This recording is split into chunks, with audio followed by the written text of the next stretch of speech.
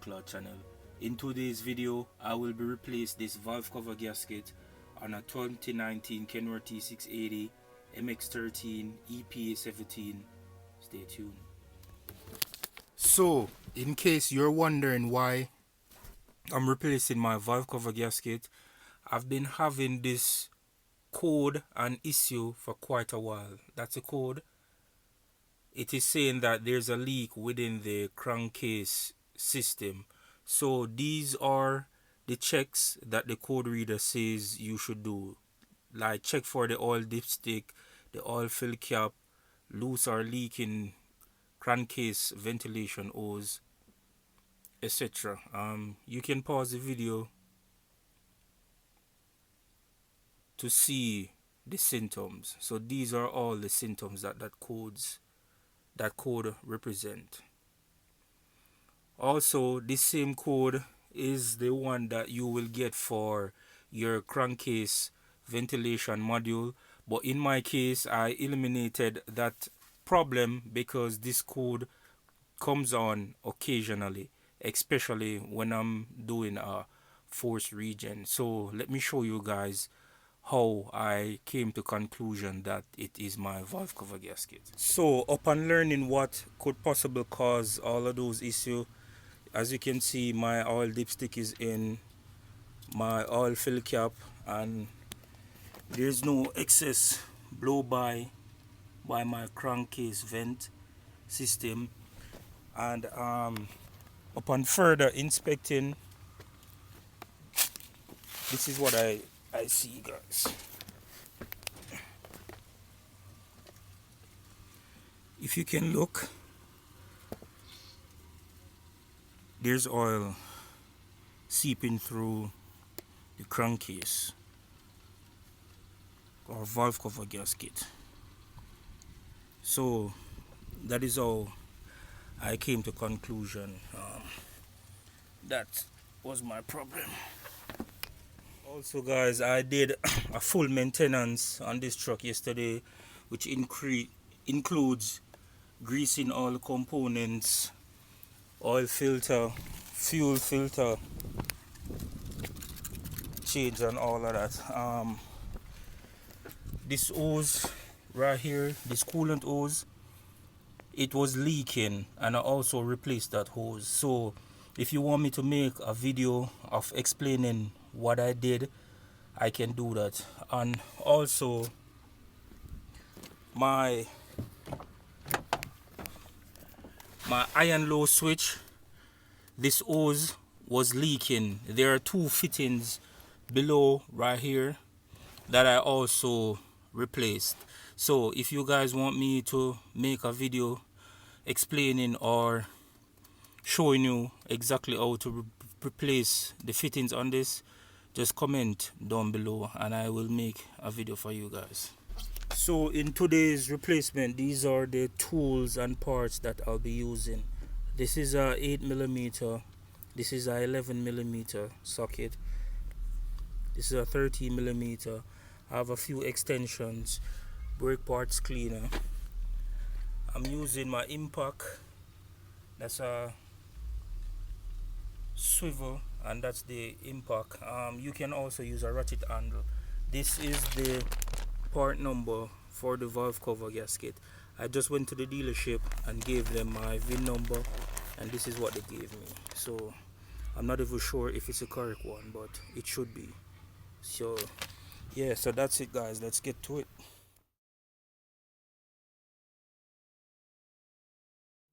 So first thing I'm going to do is remove this airbox. It uses a 13mm, but you have to take off this right here. It uses a 10mm, so that I can get access to the valve cover. So let's do that.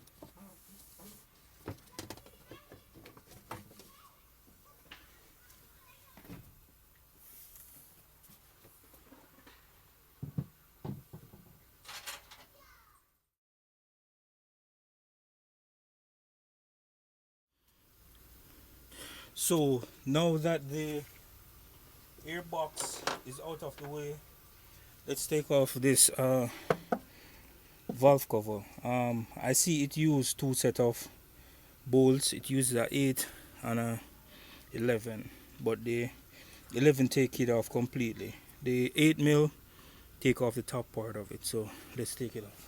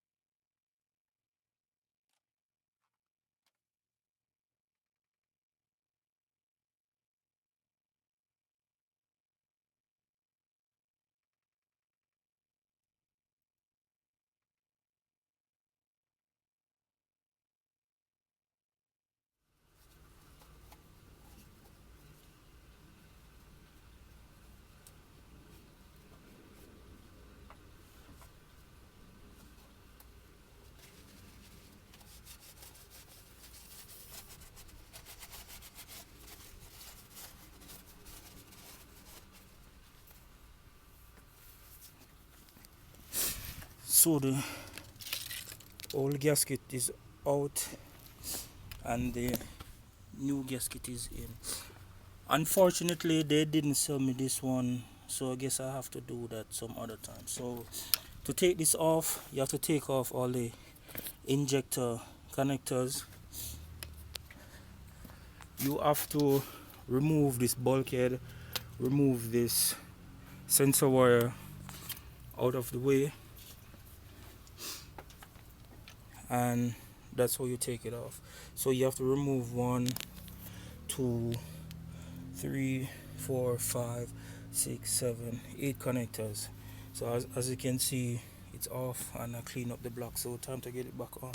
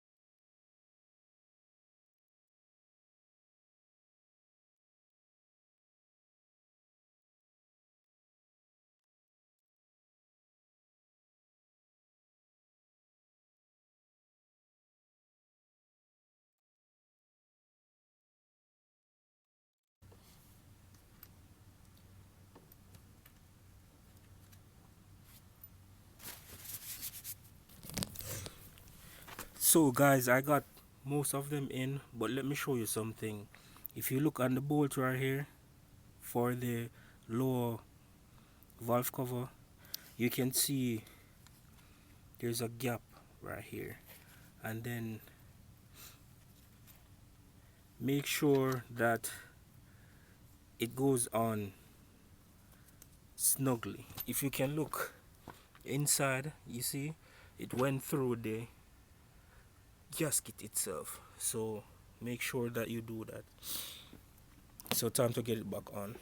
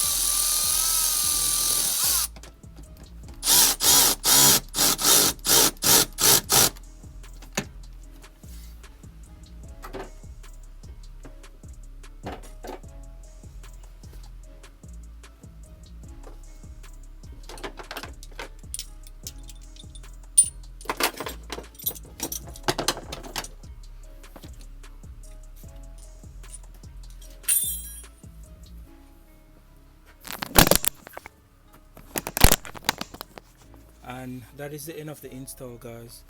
All in all, it's my first time doing it. You just have to take your time, look for the bolts, and just take your time. And if you had found anything useful from this video, please don't forget to like, share, comment, subscribe, and I'll see you in the next video. So until then, just keep trucking. Peace.